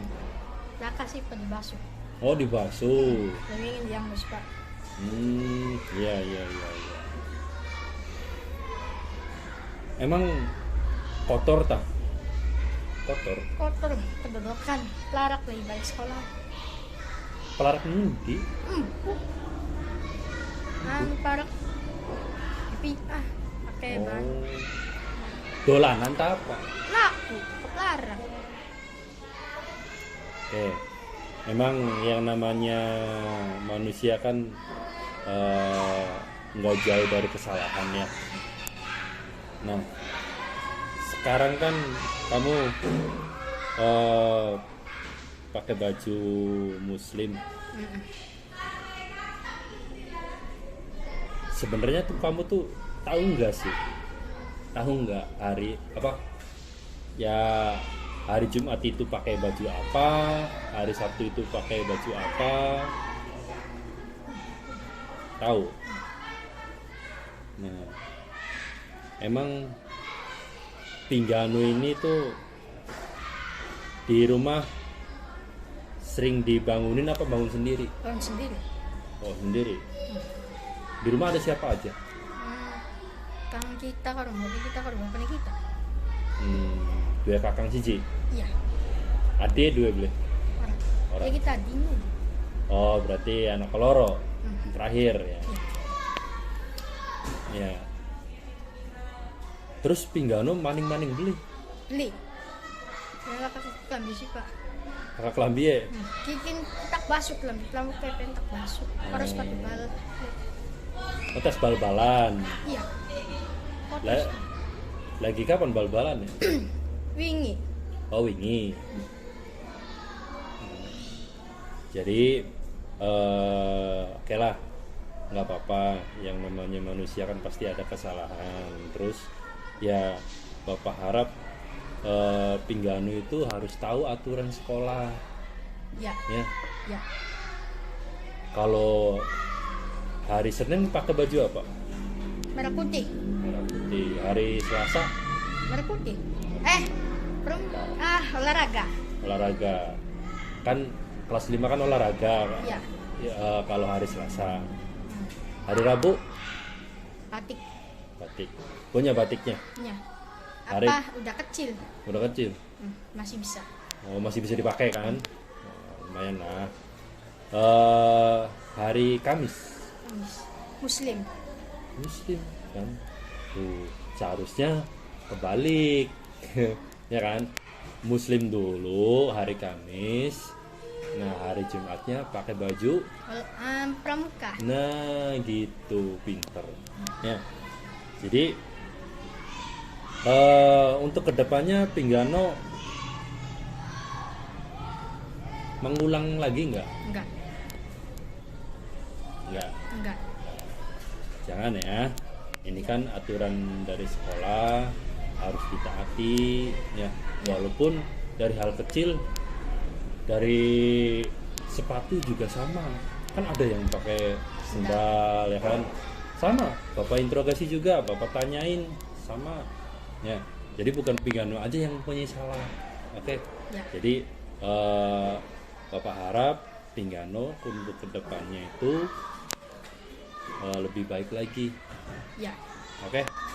Nah, terakhir nih Pinggano.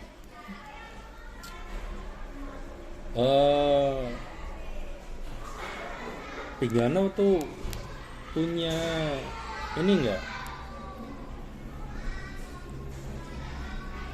Suatu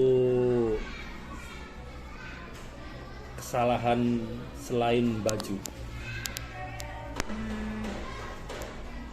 Sendal. Pengen. Memakai sendal. Ya. Kan pernah Bapak bilang kan, Ya. jangan memakai sendal. Ya kan dulu kan? Ya. Ya kemarin-kemarin lah. Ya, dan sekarang memakai sepatu nggak? Pakai. Pakai. Bagus. Jadi aturan-aturan itu harus ditaati. Taati. Ya. Iya. Untuk kedepannya bisa dirubah? Bisa. Oke, bisa. Oke, kalau udah paham, Pinggano ya sekiranya kedepannya itu Pinggano harus bisa berpikir, kita itu hari ini hari apa nih, harus tahu. Nah terus kalau misalkan telat nih, saya telat, jangan buru-buru, walaupun telat juga nggak apa-apa. Akan tetapi aturan-aturan hari Senin, hari Selasa itu pakai baju apa, itu harus, pokoknya harus tahu lah, ya. Harus tahu Pinggano itu aturan. Sebenarnya gini, diusahakan kalau Pinggano itu nggak lupa, dicatat hari Senin pakai baju apa, hari Selasa pakai baju apa, ya kan? Ya. Nah terus diusahakan sholat subuh, nggak sholatnya, Sholat Pak. Kadang apa weru. orang baru sholat dulu. Kadang tang, kadang lupa. Kalau tidur jam berapa? Tinggal Jam sangat. jam 9. Berarti kalau bangun jam Ya jam 5-an terus subuhan. subuhan. Ya, bagus. Ada berusaha untuk bangun lebih awal lagi. Ya. Diusahakan kalau misalkan setelah subuh tuh ya, lihat jadwalnya, hari ini hari apa, pakai baju apa, terus pelajaran apa. Dicatat nggak? Nggak dicatat. Oke. Nanti diusahakan setelah ini dicatat ya, Iya. ditulis. Pokoknya Pinggano itu jangan sampai melanggar aturan lagi dari sekolah. Ya Pak. Teman-teman pakai baju pramuka, kamu sendiri. Ya aneh nggak? Aneh. Aneh kan? Nah gitu. Ya Pinggano Ya. bisa dipahami ya. Bisa. Oke, kalau udah bisa dipahami, silakan sok kembali lagi ke kelas. Pak. Bisa bulat nang apa? Oh dingin. Bentar dulu. Bapak itu tanya satu-satu, ya. Harus tertib. Oke. Kenapa? Dia utang, kodingin. Apa utang? Bukan.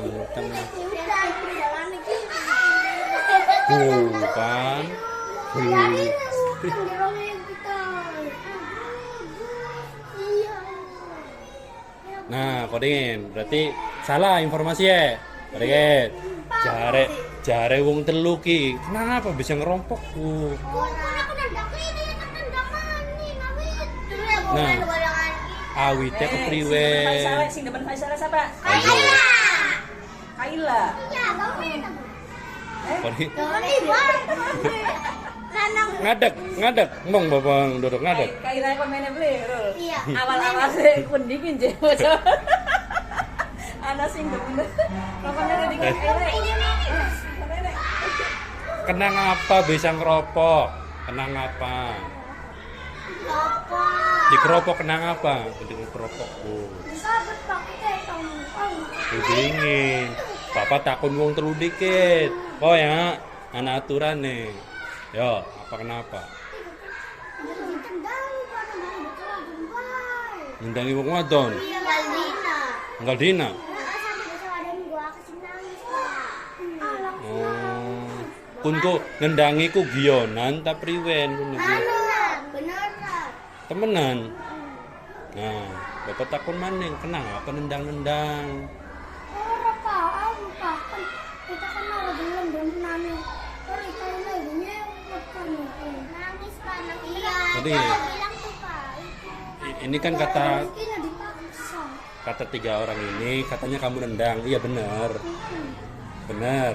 Berarti ngakui nih kamu nendang. Nah, bisa nendang kenapa? Gue beli papa. Beli papa kenapa? Kok masa beli salah ditendang-tendang? Kenapa? Jari sih ngawiti kono. Kaira. Ini Kaira. Kaila. Sini Kaila.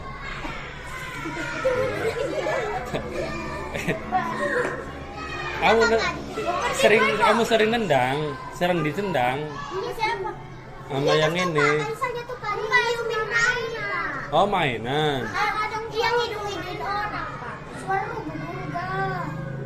Terus kan gue kadang-kadang suka nyiumin orang. Apa? Nyiumin orang. Nyiumin.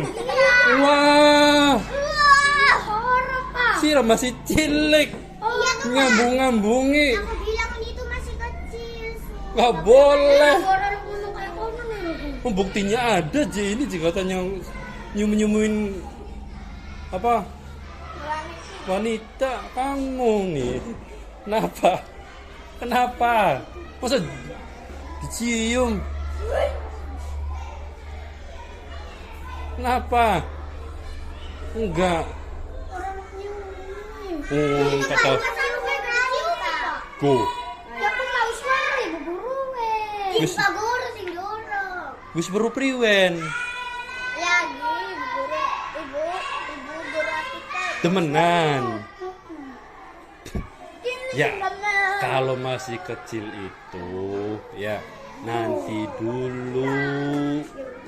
Nanti kalau udah besar boleh. Ini kan masih SD. Kalau SD itu berarti masih belajar. Nah sekarang Bapak tanya, kamu kelas berapa? Nah nanti sampai dewasa berapa tahun lagi tuh? Kan masih banyak, masih jangkaunya panjang. Masa demenan. Ya. Kalau temenan boleh bermain. Terus sampai demenan cium-ciuman priwen. Tuh. Loh. Dia dipaksa ngolin kita kawin. Wah, kawin. Iya, dipaksa ya udah dipaksa. Wong dia jangan kawin Kaina. Jangan hani. Lu mana Pak? Wes gini ya. Awalnya nih siapa yang nangis? Kamu nangis. Yang kedua siapa? Pertama ini gue. Nangis semua. Iya. Karena Pak. Ini. Semua. Aku tuh No Faisal. Iya, Pak. Tuh. Malah keterikan. Mana? Ayo Pak di pandas. Malah gini. Dah. Gini, nih, perhatikan. Yang pertama itu, ya, memang yang namanya bercanda itu boleh, tapi aja main anak wong ditendangi, aja tendangan. Iya kok, Bu. Kalau misalkan Sirani ditendang, Lara beli. Ya iya, Ada bapaknya dia. Lara. Gila. Hah? Ada bapaknya dia udah gila. Udah gila. Dia tuh tadi itu juga kena nyolong tuh Pak. Iya nyolong. Iya Pak.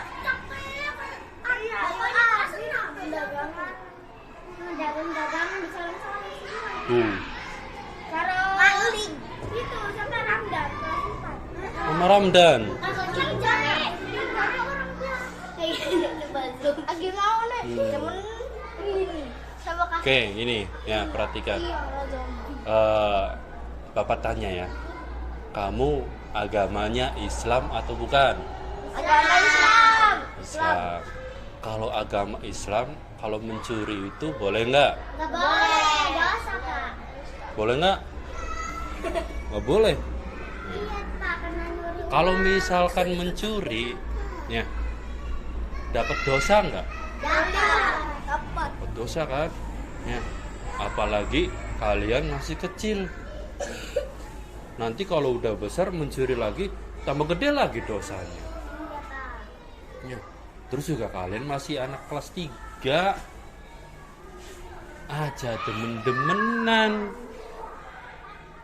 Nih kalian pacaran nih ya, kelihatannya pantas nggak? Enggak. Nggak kan? Tuh. Terus kamu Faisal nih ya, kamu tuh bisa nangisin 4 orang ini kenapa? Ngawiti, Pak. Oh ini. Kira mau ngawiti, batak kita ini. Nabila ngawiti naco. Najo. Kan ngawiti nganggo penggaris. Tukang penggaris. Nah, penggaris penjara jadi ibu. Kayu. Ya penggaris lah kayu, benar. Bener beli. Kenapa? Enggak cuma aja letak meja jauh. Bukan yang letak meja. Katanya kalau kepala juga kena. Enggak. Kena kita ngomong. Tuh. Lu. Oke, berarti gini ya. Kalau bercanda jangan serius. Kan di sekolah juga ada aturan. Aturannya gini. Yang pertama, lebih khususnya tidak boleh pacaran karena masih SD, masih sekolah. Ya. Yang kedua, mulut dijaga. Apa yang harus dijaga? Duduk kon dijaga, cangkeme itu. Perkataannya harus dijaga. Sing wadan-wadanan, sing ngomong binatang. Itu. Ya, kan ada aturannya. Ya kan? Kan ada aturannya. Nggak boleh ngomong jorok. Ya kan? Saling memaafkan. Ayo, saling memaafkan. Maaf.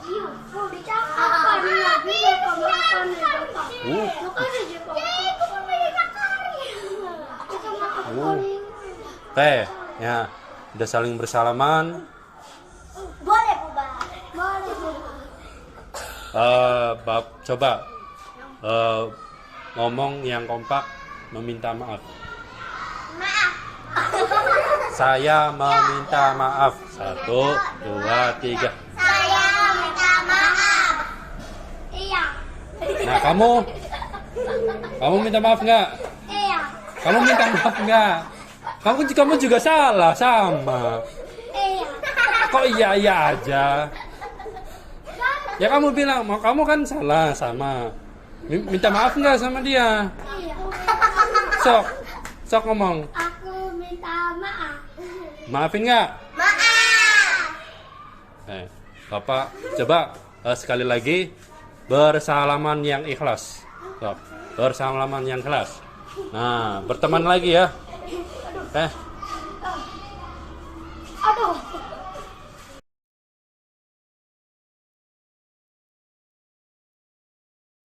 Oke. Aku punya banyak baju. Itu, Pak. Bisa cantik depan, jangan segini.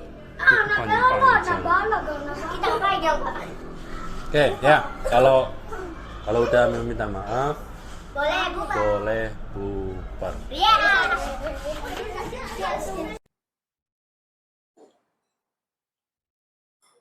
Nah, ini praktek penerapan kasus pertama ya tadi. Alif Tigano, siswa kelas 5 Pencarian SDN 2 Canabingga pada hari Jumat tanggal 12 Desember 2022. Alif berangkat sekolah sebelum sebelum membaca Yasin bersama semua kelas, Alif Pinggano masuk ke dalam gerbang sekolah. Lalu Alif saya ajak ke dalam ruangan khusus ketika ketika dibawa Alif Pinggano merasa bersalah dan merasa melanggar aturan karena tidak memakai baju pramuka yang sudah ditentukan oleh aturan sekolah yang sudah dilaksanakan semenjak dahulu. Alif Pinggano masuk ke dalam ruangan untuk ditanyakan.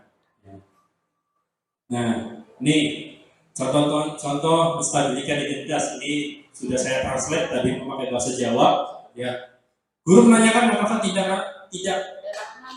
tidak ada baju pramuka. Nah, ini. Nah, terus menanyakan alasan, siswa menjawab sudah dipakai kemarin. Guru mengatakan identitas. Guru memberikan ungkapan memang setiap manusia pasti tidak jauh dari kesalahan. Guru juga menguatkan kembali identitas siswa, bukan Pinggano saja yang mempunyai salah. Itu ya. Terus validasi tindakan yang salah. Guru menanyakan tindakan yang salah.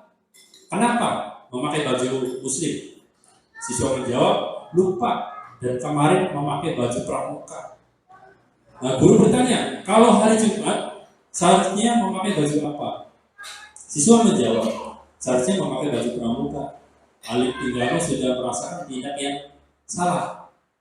Guru menguatkan kembali mengenai aturan-aturan sekolah dan guru memflashbackkan kesalahan Pinggano yang sudah dialami tadi ya, memakai sendal. Guru menanyakan, apakah Alif menyatat kegiatan dan aturan apa saja yang di sekolah? Siswa menjawab tidak mencatatnya. Nah, yang ketiga menanyakan keyakinan. Alif Pinggano hari Kamis memakai baju pramuka, hari Jumat memakai baju muslim. Guru memberikan keyakinan terhadap siswa tentang aturan memakai baju dari hari Senin sampai hari Sabtu. Guru menanyakan tersebut memakai baju muslim itu dengan keinginan sendiri atau aturan dari sekolah. Siswa menjawab disuruh orang tuanya karena baju pramukanya kotor karena habis jatuh katanya. Ya. Guru bertanya kembali tentang keyakinan tentang jadwal yang harus dipakai. Apakah kamu tahu aturan hari Kamis memakai baju apa dan hari Jumat memakai baju apa? Nah, siswa menganggukkan kepala ketika guru menanyakan yang diwajibkan memakai baju dari hari Senin sampai Sabtu. Siswa menjawab dengan benar tadi ya. Nah, ini praktek penerapan yang kedua, khusus kasus yang kedua. Kelas 3 memiliki permasalahan kontak fisik terhadap seorang laki-laki. Lalu saat itu saling memberontak fisik. Sebut saja laki-laki itu AB. Ada 3 orang perempuan, sebut saja ABC. Ya. AB menendang seseorang, lalu si A menendang lagi. B dan C karena merasa balas dendam, mereka membalas dan meropoknya. Menendang si AB merasa dekat dengan si D karena kata teman-temannya merasa seperti pacaran, padahal tidak. Ya. Guru mengingat kembali dan sambil memotivasikan anak-anak supaya ingat aturan-aturan sekolah yang sudah ditetapkan.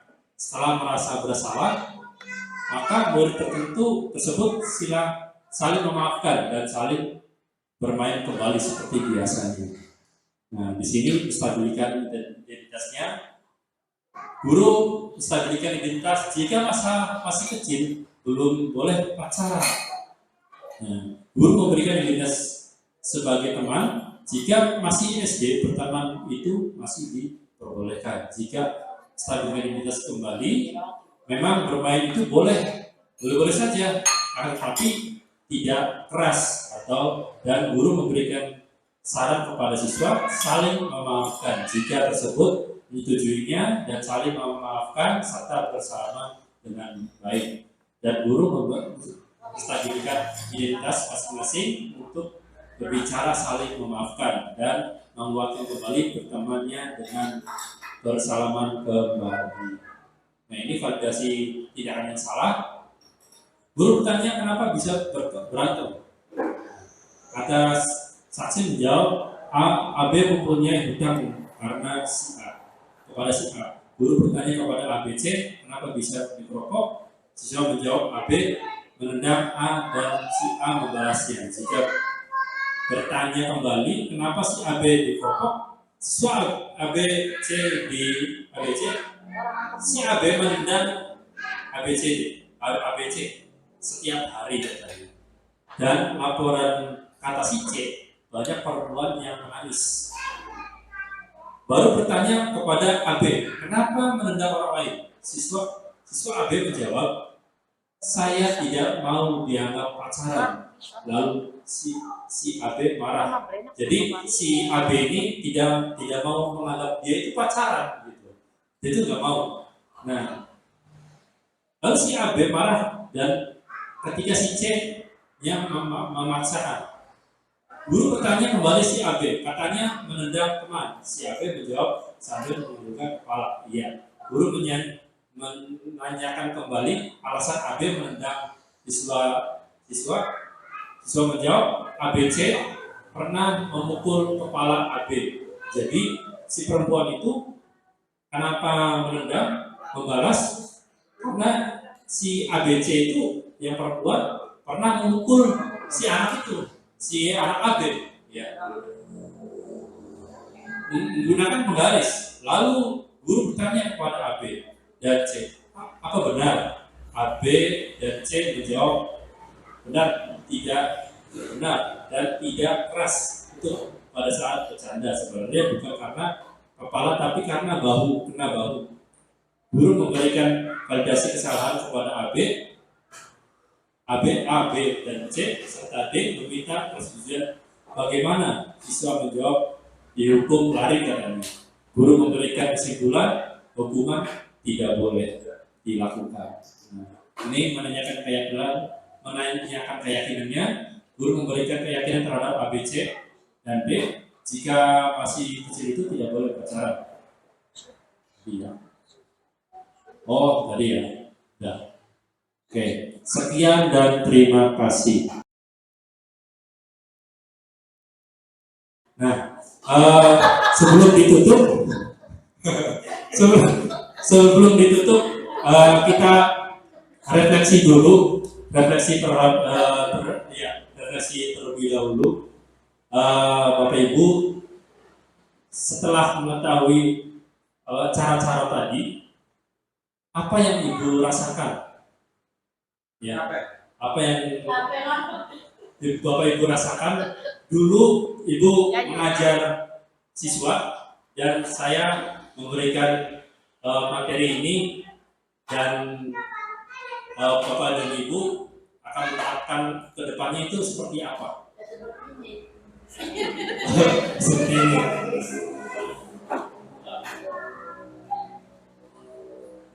Pada hakikatnya cara mengajar dahulu dan dengan sekarang itu berbeda. Jadi kita nggak boleh mengejas kalau setiap anak melakukan kesalahan. Kita harus telusuri dulu apa sebabnya dia melakukan kesalahan. Jadi untuk itu guru harus banyak-banyak kebijakan dan kemakluman terhadap anak. Walaupun kita memang tetap harus melaksanakan disiplin. Jadi pelajaran zaman Belanda dengan zaman sekarang itu harus dibedakan. Jadi dengan kekerasan nggak boleh, dengan tangan nggak boleh. Kita dengan ucapan yang keras saja sekarang mah nggak boleh. Makanya untuk itu guru zaman sekarang itu sangat jauh berbeda dengan guru yang sekarang. Dengan adanya pemaparan tadi dari Pak Guru Hayang, terima kasih. Berarti ada ilmu yang kami serap untuk teman-teman yang lain. Terima kasih. Assalamualaikum warahmatullahi wabarakatuh. Oke, terima kasih telah memberikan suatu arahan. Jadi untuk mengakhiri perjumpaan kita, saya mempersilakan untuk Pak Iko untuk menutup berdoa. Bersama-sama hamdalah, Bos. Baik, Assalamualaikum warahmatullahi wabarakatuh. Waalaikumsalam warahmatullahi Alhamdulillah pada hari ini telah selesai kita mengikuti kegiatan pemaparan oleh Pak Nurul. Untuk itu mari bersama-sama kita berdoa semoga apa yang disampaikan oleh Pak Nurul bisa menjadi manfaat bagi kita, terutama guru-guru ya, agar kedepannya bisa lebih baik. menerapkan konsep-konsep yang telah disampaikan oleh Pak Nurul. Dan Maka lebih baik baik lagi. bersama-sama kita mengadakan A'udzubillahi minasyaitonir rajim. Bismillahirrahmanirrahim. Allahumma shalli ala sayyidina wa habibina wa syafiina wa habibina Muhammad wa sallim ala alihi wa sahabati rasulillahi ajma'in. Amin. Amin amin ya Allah ya rabbal alamin. Alhamdulillahi rabbil alamin. Hamdan hamdan syukur hamdan yakin wa yukafi mazidah. Ya rabbana lakal hamdu kama yanbaghi li jalali wajhika wa li sultan. Allahumma shalli ala sayyidina Muhammad sallallahu alaihi wasallam min ahwal wal afat wa taqdina min jami'il hajat wa tadhhiru min jami'il syai'at wa qawaid. Amin. Wa tuballighuna bi asbabiyat min jami'il hajat wa qawaid. Amin. اللهم انا نسالك سلامة في الدين وعافية في الجسد وزيادة في العلم وبركة في الرزق وتوبة قبل الموت ورحمة من ومغفرة من Amin. اللهم اغفر لنا ولوالدينا وارحمهما كما ربيانا صغارا ربنا ظلمنا انفسنا وان لم تغفر لنا وترحمنا لنكونن من الخاسرين ربنا آتنا في الدنيا حسنة وفي الآخرة حسنة وقنا عذاب النار وصلى الله على سيدنا محمد وعلى آله وصحبه أجمعين سبحان ربك رب العزة عما يصفون وسلام على المرسلين والحمد لله رب العالمين. الفاتحة. أعوذ بالله من الشيطان الرجيم. بسم الله الرحمن الرحيم. مالك يوم الدين إياك نعبد وإياك نستعين اهدنا الصراط المستقيم صراط الذين